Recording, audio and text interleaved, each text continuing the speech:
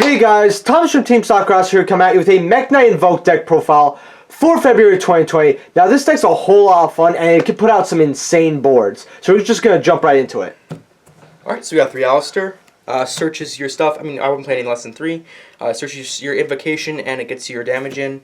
We got your Mekk-Knight stuff, purple Nightfall, blue sky, indigo, yellow, and red. So you get searches and removes itself from the field. We got more searches, moving columns, which is relevant. It'll come up in a minute. We got 2 Yellow Star and Red Moon, which destroys back row and monsters, respectively. So that comes up as well. Yep, sounds good. That's your generic Mekk-Knight engine. We got 1 Scythe, because I'm playing Artifact Sanctum. And if you draw it, it's actually not brick, because there's a cool way you're going to see in this deck profile to reborn it during your opponent's turn, even if you draw it. Yep. First turn. We got 2 Ghost Ogre and 2 Ash. I would play Droll, but I don't have any right now, unfortunately. Because of spirals, right? Yes, because of spirals. Yeah. Oh, we have to side deck the spirals. Anyway, 4 Meltdown. Searches your Alistair, prevents your stuff from being negated, and obviously Terraforming. This is your 4th Meltdown. We got the 3 Invocation. It's the best fusion spell in the game, honestly. Fusions from your graveyard or your opponent's graveyard. And it's just insane. You could banish from key cards from your opponent's graveyard. For example, you could banish like a multi-faker from, you know, if you're playing against Altergeist, or like make a Mechaba with their Marionetter, for example. Or for Spiral, you can banish their, what do you call it? You can banish a Super Agent, because it's, I believe it's a light. Yeah. So you can, or no, sorry, you can banish their, Sleeper, because that's a light. Sorry. Cool. We got 2 Memory and 1 Succession, because you summon from the deck is just really good, but it does lock you into Mekk-Knight, so that's why I'm not playing 3, and it's also a harmless return. It also baits the Ash. It does bait the Ash really well, and if they negate it with Ash, like you won't be locked in the Mekk-Knights because it negates the effect. Then we have Succession. Good. Search it out more and start too. You can search it, yeah, and then Monster Reborn. Unsearchable, but it's better than Succession. 3 Cosmic Cyclone. Twin Twisters is good, but in this format, I think Cosmic Cyclone is better. Just because, you know, you have a lot of spells with graveyard effects. Yeah. For example, Altergeist Manifestation, Spiral, Last Resort's the trap card, I believe? Well, no, the Last Resort's the monster. Oh, what's the trap card? It's the equip monster. The trap card is Rescue. Yeah, that's also Banishing Rescue would be good. Then we have 3 Call by the Grave. You know, play the game. Yeah, because you're playing a combo deck. We got 2 Desires, because you're playing a 50-card deck. I thought those were ulti. I'm like, where the hell did you get ultis? This is not ultis. Also, if you guys like this video, remember to like and subscribe. And if you want to buy some of these cards off TCG Player and support the channel, we are affiliated with TCG Player, so use the link in the description below. And you might not have heard me, but this is also a $50 deck. Sorry. Yeah. So it's weird, but it works, I think. Yeah.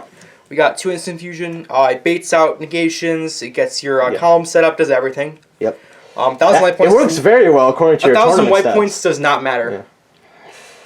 Then onto our traps, we got Infinite Impermanence. Obviously, it's one of the best hand traps. 3 Artifact Sanctum, because it's a good generic card. Well, Stops your gets opponent's the action scythe deck. out, all that. Yeah, it's really good. And then 3 Trap Trick. Because you want to see these as, like, because you're going first, you want to see these as, like, often as you can. Yeah. So you're just playing, like, you know, 7th, 8th, and 9th copies of each of them. Yeah. And then World Legacy Secret, reborns your stuff. So what you can do is, if you draw Scythe, you can discard it with one of your extra deck monsters, and then reborn it with this card. And if it's on your opponent's turn, you still get the extra deck destruction. So yeah, well, the extra deck prevention. Yeah, prevention. Yeah, whatever it is. So and then the 5th copy of Magical Meltdown. Yeah, because you want to see that as well. So. All right, sounds good. Anyway, that's... And Jason at Team Soccerhouse has been doing very well. Yeah, I've been doing pretty well with this deck. Pretty damn well. So yesterday was my second tournament with it. I went X2. And there was about 6 rounds, so it was pretty good. And he lost one of his rounds in time. I really think he could have got X1. Unfortunately. Yeah. We got Alistair. Searches your Invocation when you fusion summon. It's good. It also gives you, like, discards as well, so you can discard the stuff you don't need in your hand. It unbreaks you a little bit. We got your Morningstar. Searches your World Legacy cards. Makes your Mekk-Knights from being indestructible by battle. You can also search the trap cards, so it's not like you have to draw the trap card to make the site that you discard consistent. That's also searching. Want to add that? Keep going. Yeah, it's fine. We got Almirage. Links off your Alistair, so you can get into the graveyard, and also creates a column, which is nice. These are the 3 cards you have to play, by the way, in your Mekk-Knight deck. Like guaranteed. Unfortunately. Yeah, you have to play these. I would say not unfortunately it's good. Not negotiable. Then we got 2 Mekaba negations. Yeah. It's also a pretty big body. 1 Kaliga. It's good control, especially when you summon it during your opponent's turn. It's pretty funny. It locks them into 1 monster effect, correct? Yeah, each player can only attempt to activate 1 monster effect per turn, and also each player can only attack with 1 monster per turn. Oh, okay. So if you negate their effect with Mekaba, then they literally cannot activate any of their monster effects. Yeah. So you have no monster effect for that turn. It's basically skill drain. Got it. Actually, no. It's like, what do you call it? Summon limit. No, not it's summon no, limit. no. It's like level area card. No. It's like Outer Entity Azathoth. Oh, okay. It's like that. Cool. You got Purgatrio. OTKs and Yep, shit. OTKs. Just generic. Again, this is like you have to play these for. I mean, you don't have to play Kaliga. You can play, what do you call it, Raijin, but I just think Kaliga's way better. Then for the generic links, these are more your toolbox stuff. We got Masquerena. And obviously this is gonna be very expensive. So if you're on a budget, you can play other cards. Yeah. And Unicorn, obviously. Then the BLS link, again, if you're on a budget, you can play like Top Logic Trispana. One little note, actually, BLS is actually really good in this deck because you can easily use a level 7 or higher monster. Yeah, Mekk-Knight, or even Mekaba. Yeah, if you need to. If you need to, but most likely your Mekk-Knight. And it makes it untargetable and indestructible. So just want to add that out there. That's fine, yeah. We got the Crusadia Evermax as well. IP plus this card is actually insane. And then Borosaur for OTKs again. We got the Restrict for instant fusion and it's a good beta negation. VFD, it's a good card with a card in the side deck. I'll show you that in a minute. And then Double Helix, again for the side deck. So a lot of it's a cherry target. Yes. All of your extra deck is, like, or most of your extra deck is like toolbox stuff. But it's still kind of tight, unfortunately. Alright. Then for the side deck, we got this package. Royal AC Monstrosity. Plus 2 cards. The ones that I play are the Idli and the Nidhogg. Because what you can do, this is actually pretty funny, is if you think your opponent has an Nibiru or something like that and you're on your 4th summon, you can do this. You activate Monstrosity, you summon these 2, targeting your Mekaba, by the way. You summon these 2, you just leave them. Idli makes your stuff indestructible, so they're not destroyed during the end phase by Monstrosity's effect. And then this card is a negate on summon. It's a Solemn Judgment. So that's really good. We got Skill Drain.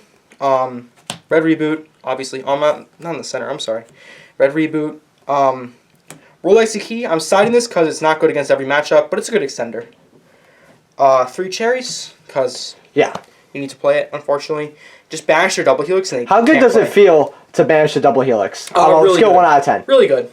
I resolved it like 2 or 3 times last night, and it felt good every time. Yeah. And then the going second cards. Siding against Spirals in 2020. There's just something wrong with that statement. They're going to make you go second, most likely. I mean, or they'll be stupid. They'll think you're playing a going second variant. They'll make you go first, in which case you don't need to side these. Yeah. But just in case, you side 2 Gamma Seal, 2 Mind Control, and 2 Dark Roller. No explanation.